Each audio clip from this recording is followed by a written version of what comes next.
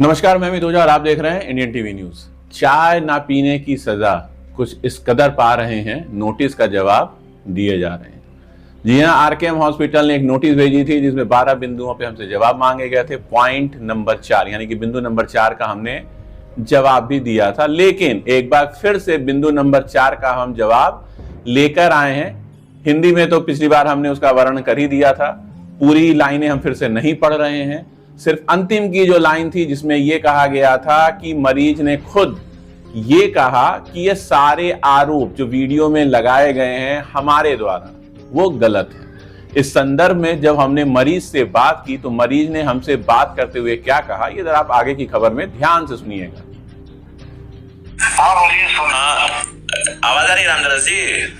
हाँ, ये बताइए, जब आपका इलाज चल रहा था आरकेएम हॉस्पिटल में, आपकी मैडम नहीं है क्या अभी? नहीं, हम दीदी की यहाँ।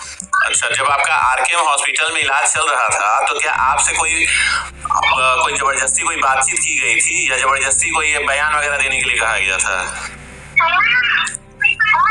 नहीं, ये तो बात नहीं होना जबरदस्ती है। नहीं, ये बताइए, आपको जब वहाँ रोका गया तो मेडिकल कॉलेज में ले जाके अगर हमने भर्ती करा दिया तो हमने कोई गुनाह कर दिया? नहीं, इसमें क्या गुनाह करना? हमने तो आपकी मदद ही की ना। हमने तो आपका वहां पे अगर 14 दिन आपका इलाज चला तो 14 दिन इलाज चला तो आपने हमें तो कोई 1 रुपया दिया नहीं।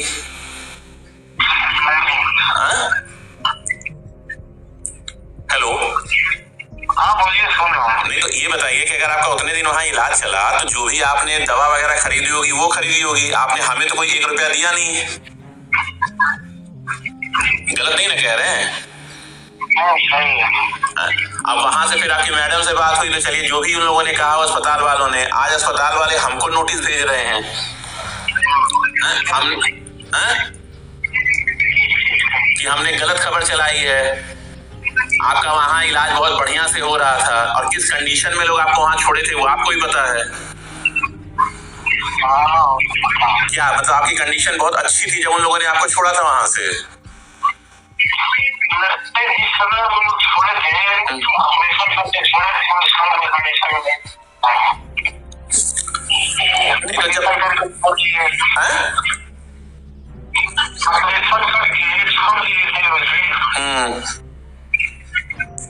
तो जब ऑपरेशन करके छोड़े थे तो आपकी कंडीशन सही थी? नहीं, कंडीशन कहाँ सही थी? सही रहता तो मैं बेड चेयर से खड़ा नहीं हो जाता। और उसके बाद मान के चलिए कि पैसे वगैरह के लिए लोग आपको रोके थे कि नहीं रोके थे, सही बताइएगा। पैसे के लिए तो रोके थे, तो ये हम क्या, हमारे गांव पूरे गांव जानते हैं।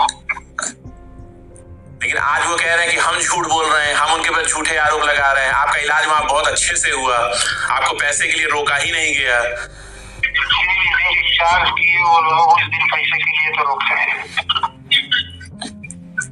बाकी पैसा तो रोज ही मांग रहे थे, रोज पैसा देना पड़ रहा था। पैसे के लिए तो सब कुछ होगा। नहीं बताइए, अगर हमने इंसानियत के नाते मदद की तो आज वो लोग बता रहे हैं उनका अस्पताल बहुत बढ़िया है, बहुत अच्छी व्यवस्था थी, इतने अच्छे डॉक्टर उनके वहां पे थे जितनी और कहीं है ही नहीं गोरखपुर में किसी और अस्पताल में। अरे तो अच्छे से तो क्यों डिस्चार्ज कर दिए, दूसरी जगह क्यों भेज?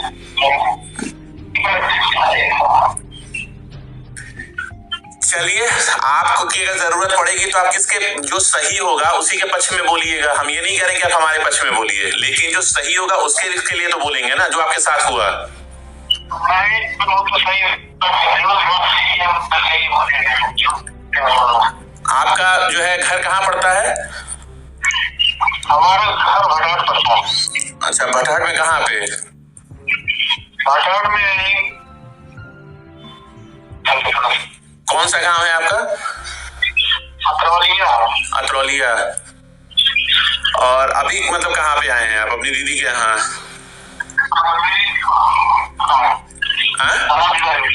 कहाँ पे? महाराजगंज बिलवा काटी। अच्छा, महाराजगंज कौन? ये महाराजगंज जो गोरखपुर वाला है या महाराजगंज जो असली वाला महाराजगंज जिला है? हेलो, महाराजगंज जिला है। अच्छा, जो महाराजगंज असली वाला जिला है वहां पर, क्योंकि गोरखपुर में भी महाराजगंज है ना आपका? नहीं, वो महाराजगंज जिला है, वो जो अपना नेपाल वाला रोड है। हाँ, महाराजगंज से 20 किलोमीटर वेलवा खाली पड़ता है। चलिए, अच्छा एक चीज बताइए कि आपका एक बयान चाहिए, तो कब मिलके आपका बयान लिया जा सकता है? क्या चीज का बयान चाहिए? अरे भैया, यही जो आपके साथ जो हुआ, जो सही चीज है वो तो आप बताएंगे ना। अगर मान लीजिए कि हमसे वो 1 लाख रुपया मांग रहे हैं, तो हम उनको 1 लाख रुपया नहीं ना देंगे। हमने कोई आपसे 1 रुपया लिया नहीं है, हमने तो आपकी मदद ही की है ना, तो हम उनको 1 लाख रुपया कहाँ देने जाएंगे? अब आरकेएम हॉस्पिटल वाले हमसे 1 लाख रुपया मांग रहे हैं कि उनका मान सम्मान चला गया, तो हम 1 लाख रुपया दे दें उनको? तो आपकी तो मदद चाहिए होगी ना। अगर हमने आपकी मदद की है, हम आपसे कुछ ऐसा तो कह नहीं रहे कि कोई आप गलत काम करिए। जो आपके साथ हुआ है वो तो आपको केवल सच केवल बोलने के लिए कहा जा रहा है। अगर हमने आपके साथ गलत किया है तो आप कहिए कि अमित ओझा ने हमारे साथ गलत किया, और अगर उन्होंने आपके साथ गलत किया है तो उनका कहिए कम से कम उन्होंने गलत किया है, क्योंकि हमारे भी तो बच्चे हैं। हम तो आपके लिए लड़ रहे हैं, ना हम आपको जानते हैं ना आप हमको जानते थे। हमने तो केवल इंसानियत के नाते, जो आपकी कंडीशन उस दिन थी कि ऑपरेशन करके वैसे ही आपको छोड़ दिया गया था, तो हम तो आपको ले जाके वहां पे एडमिट कराए मेडिकल कॉलेज में। जब आपका एडमिशन नहीं भी हो रहा था तो भी हम खड़े होकर एडमिट कराए आपको। जितनी सुविधा हो सकती थी उतनी सुविधा आपको दिलवाई भी गई। तो अब हम जो है 1 लाख रुपया उनको किस चीज का दें? हमें तो यही नहीं समझ में आ रहा है कि हमसे 1 लाख रुपया किस चीज का मांग रहे हैं। हमने कौन सी उनकी बेइज्जती कर दी है? तो आपसे मुलाकात कहाँ होगी बताइए, हम आपका कम से कम आपसे मिल लें, आपका एक वर्जन कम से कम ले लें। चलिए, अभी तो महाराजगंज में है।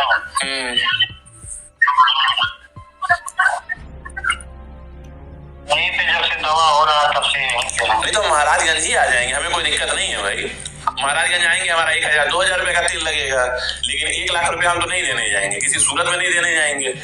क्योंकि ना हमने किसी से आज तक 1 रुपया लिया है, और ना किसी को जो है मुफ्त का हम 1 लाख रुपया देने जाएंगे।